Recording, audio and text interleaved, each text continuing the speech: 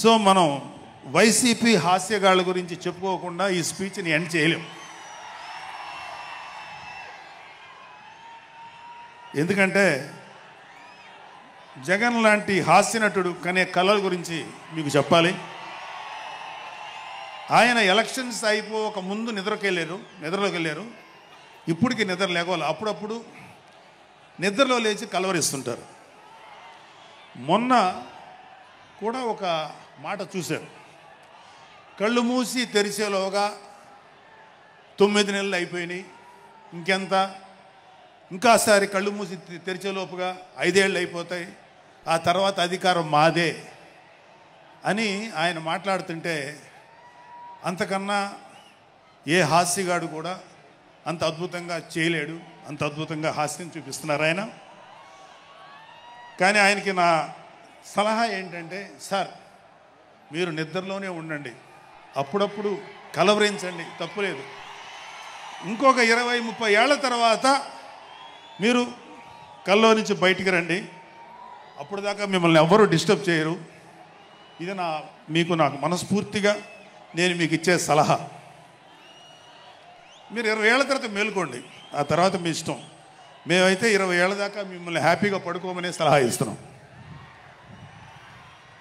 So ఆంధ్రప్రదేశ్లో పవన్ కళ్యాణ్ గారి యొక్క చొరవతోటి ఏర్పాటైనటువంటి ఈ కూటమి ప్రభుత్వం ఎన్ని చోట్ల ఎంత పెద్ద సక్సెస్ అయిందో, ఎంత 164 సీట్లు సాధించే దిశగా ఆయన ఎంత కష్టపడ్డారో మనందరికీ తెలుసు.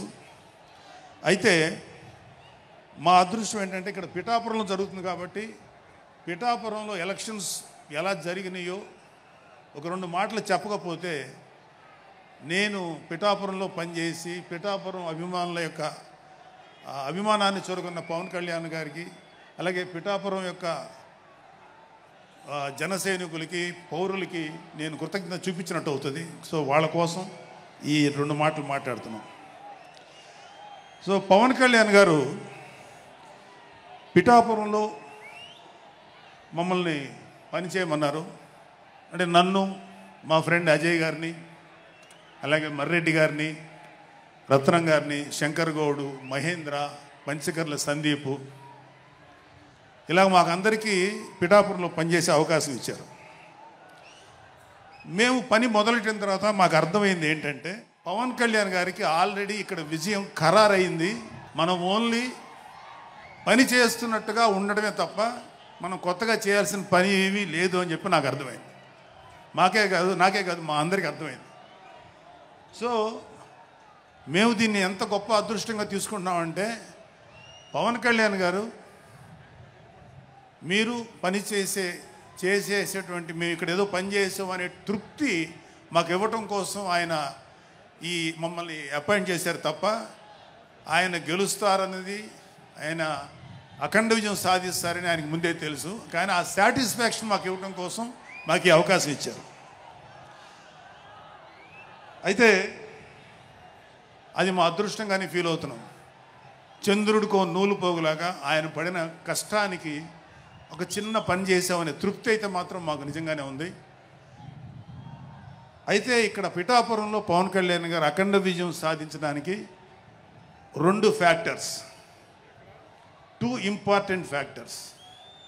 ఒకటి మన ప్రెసిడెంట్ జనసేనాని పవన్ కళ్యాణ్ గారు అయితే, రెండో ఫ్యాక్టర్, నాట్ వ్యక్తి, ఫ్యాక్టర్ పిఠాపురం జనసైనికులు, పిఠాపురం పౌరులు, పిఠాపురం ఓటర్స్. వీళ్ళిద్దరూ లేకపోతే మేము ఏమి చేసినా ఏం ఉపయోగం లేదు. సో మాలో ఇంకెవరైనా సరే పవన్ కళ్యాణ్ గారి విజయానికి నేనే దోహదపడ్డాను అని ఎవరన్నా అనుకుంటే అది వారి కర్మ, అంతకంటే ఏం చేయలేం. సో ఇక్కడ మన ప్రెసిడెంట్ పవన్ కళ్యాణ్ గారికి ఆయన గురించి చెప్పడానికి ఒక ఇంపార్టెంట్ విషయం చెప్పాలి. అది ఏంటంటే, మొన్న ఈ మధ్యన మా అమ్మగారితో మాట్లాడుతున్నప్పుడు మా కళ్యాణ్ బాబు గురించి ఒక మాట వచ్చింది. యాక్చువల్గా ఇక్కడ నేను ఒక అన్నగా మాట్లాడకూడదు, కానీ నేను ఒక పార్టీ జనరల్ సెక్రటరీగా మాట్లాడాల్సి వచ్చినా కూడా ఒక అన్నగా ఈ ఒక్క విషయం నేను చొరవ తీసుకుని మాట్లాడాలి. సో మా అమ్మని అడిగాను, అంటే ఆవిడ నాతో చాలా ఫ్రెండ్లీగా ఉంటుంది. ఆవిడ అడిగా, ఏదో మాటల్లో వచ్చింది, అమ్మ మమ్మల్ని అంటే ఏ తల్లి అయినా ఒక ఆడతల్లి ఒక స్త్రీమూర్తి బిడ్డను కనేటప్పుడు చాలా నొప్పులు పడుతుంది, అదొక పునర్జన్మ అంటారు. అలాంటిది నేను మా అమ్మని అడిగా, నేను పుట్టినప్పుడు ఏమన్నా పెయిన్స్ అనుభవించావమ్మా అని. మా అమ్మ అంది, నువ్వు పుట్టినప్పుడు నేను అనుభవించినది పెయిన్స్ భూమి మీద ఆడది అనుభవించలేదు, అంత కష్టం పెట్టేవాడు. అది మా అమ్మ చెప్పింది నా గురించి. సరే కళ్యాణ్ బాబు ఎలాగా అన్న. గొప్ప విషయం అంటే నేను షాక్ అయ్యా. వాడు పుట్టినప్పుడు నాకు పెయిన్ అనేది కొంచెం కూడా తెలియలేదురా, అలాగా నాకు పెయిన్ లేకుండా పెయిన్ ఇవ్వకుండా పుట్టాడు అని. ఈ విషయం నేను కొంచెం షాక్ అయ్యా. అదేంటమ్మా కనీసం పెయిన్స్ ఉంటాయి కదా, ఏమోరా నాకు ఏమాత్రం పెయిన్ తెలియకుండా పుట్టాడని. సో నేను ఏమంటానంటే, పుట్టేటప్పుడు కన్న తల్లికి కూడా ఏమాత్రం నొప్పి బాధ ఇవ్వకుండా పుట్టిన పవన్ కళ్యాణ్ లాంటోడు, అలాంటి నాయకుడు ఈ కూటమి భాగస్వామ్యంలో ఉప ముఖ్యమంత్రిగా ఉన్న నాయకుడు ప్రజలకి ఎందుకు బాధలు రానిస్తాడు? వాళ్ళకి ఏ బాధలు కష్టాలు రాకుండా గుండెల్లో పెట్టుకొని చూసుకుంటాడు. అది మనం కళ్ళారా ఈరోజు చూస్తున్నాం. ఇప్పుడు మనం చూస్తున్నది ఆవగింజలో అరవంతు మాత్రమే. కూటమి భాగస్వామ్యంలో పవన్ కళ్యాణ్ గారి భాగస్వామ్యంలో జరుగుతున్న కూటమి ప్రభుత్వం పరిపాలన ఆవగింజల అరశాతమే. ఇంకా చాలా ఉంది. ఇప్పుడు చూస్తుంది just tip of the iceberg. అద్భుతమైన పరిపాలన మనకు రాబోతుంది. రాబోయే 20 ఏళ్లలో ఆంధ్రప్రదేశ్ ఒక స్వర్ణయుగం చూడబోతుంది. ఎందుకంటే ఎప్పుడో స్వాతంత్రం రోజుల్లో కొంతమంది మహానుభావులు పుట్టారు. అలాంటి వ్యక్తి ఈరోజు పుట్టడం, ఈరోజు మన ముందు ఉండటం మన అదృష్టం. అలాంటి వ్యక్తి దగ్గర పని చేయడానికి ఇగో ఈ స్టేజ్ మీద ఉన్న ప్రతి ఒక్కళ్ళం గర్వంగా ఫీల్ అవుతున్నాం. మాకు పదవులు వచ్చినా రాకపోయినా ఆయనకు సేవ చేస్తాం. నేనేమంటానంటే, మీరందరూ తెలుసుకోవాల్సింది, మీరు పవన్ కళ్యాణ్ అంత గొప్పవాడు కండి, తప్పులేదు. రాకపోతే అంతగా అవ్వలేకపోతే ఒక గొప్పవాడికి అనుచరుడిగా మారండి, ఏదైనా మంచిదే. నేను ఆ పని చేశాను. రెండో పని, పవన్ కళ్యాణ్ గారు అంత గొప్పగా నేను అయ్యే దమ్ము లేదు, కానీ ఆయనకి అనుచరుడిగా మాత్రం నాకు అవకాశం ఇచ్చారు. అది నేను చాలా సంతోషపడతాను. ఎందుకంటే ఇవాళ కళ్యాణ్ బాబు లాంటి వ్యక్తి, ఇక్కడ ఉన్నటువంటి మా నాయకులు ఎవరైనా సరే, మేము చూస్తున్నది కేవలం ఒక జనరేషన్ కాదు, రాబోయే 3-4 జనరేషన్స్. అంటే మీరు, మీ పిల్లలు, మీ గ్రాండ్ చిల్డ్రన్ ఎంత మంచి ప్రపంచాన్ని చూడాలి, ఎంత మంచి జీవితాన్ని చూడాలి, ఎంత చక్కటి అవకాశాలు రావాలి అనేటువంటి ఆలోచనతోటే ముందుకెళ్తున్నాం. ఖచ్చితంగా రాబోయే 20 ఏళ్లలో ఇది జరిగి తీరుతుంది. పవన్ కళ్యాణ్ గారు ఒక జనరేషన్ కోసం కాదు, రాబోయే 2-3 జనరేషన్ల కోసం కూడా ఆలోచించగలిగేటువంటి గొప్ప నాయకుడు. ఇంకొక చిన్న విషయం ఏంటంటే,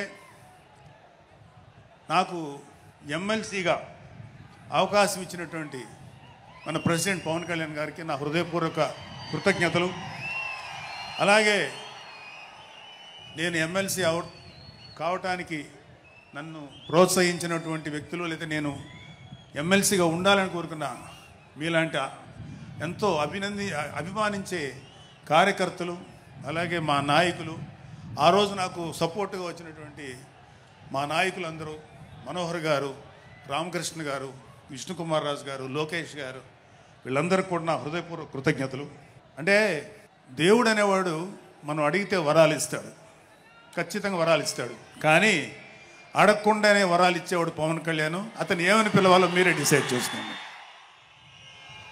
చివరిగా ముఖ్యమైన విషయం ఏంటంటే, జనసేనకి ప్రాణవాయువు లాంటి వాళ్ళు కార్యకర్తలు, వీర మహిళలు, జన సైనికులు, అభిమానులు.